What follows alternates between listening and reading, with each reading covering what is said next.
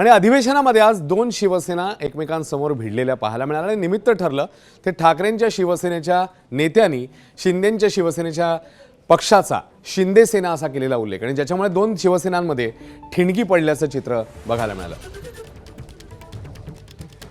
ठाकरे पक्षाचे आमदार वरुण सरदेसाईंनी शिंदेंच्या शिवसेनेचा शिंदे सेना म्हणून उल्लेख केला, ज्यावर शिवसेनेचे मंत्री शंभूराज देसाईंनी आक्षेप घेतला। त्यामुळे वरुण सरदेसाई आणि शंभूराज देसाई यांच्यामध्ये शिवसेना कुणाची यावरून शाब्दिक वार पाहायला मिळाले।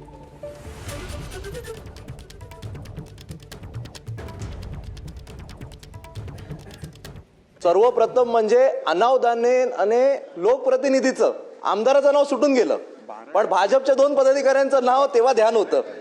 शिंदे सेनेच्या एका पदाधिकाऱ्याच्या वेळी ध्यान होतं आणि दादांच्या माजी आमदाराच्या वेळी ध्यान होतं।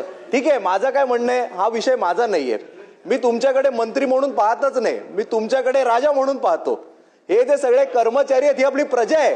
राजाने प्रजाला उदारमनाने देऊन टाकलं पाहिजे। देसाई साहेब एकदा नाही दोनदा म्हणाले शिंदे सेना।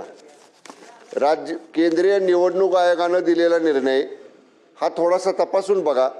निवडणूक आयोगानं घटनेनं कायदे तपासून शिवसेना धनुष्यबाण हे या ठिकाणी आम्हाला दिलेलं आहे। आमचं नाव शिवसेना आहे, खाली उभाटा वगैरे असं आम्हाला जोडलेलं नाही, त्यामुळे आमचा उल्लेख करताना शिवसेना म्हणून करावा।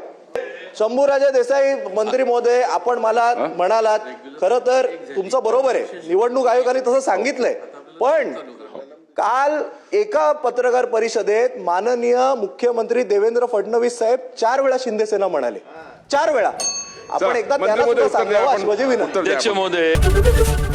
एबीपी माझा, उघडा डोळे बघा नीट।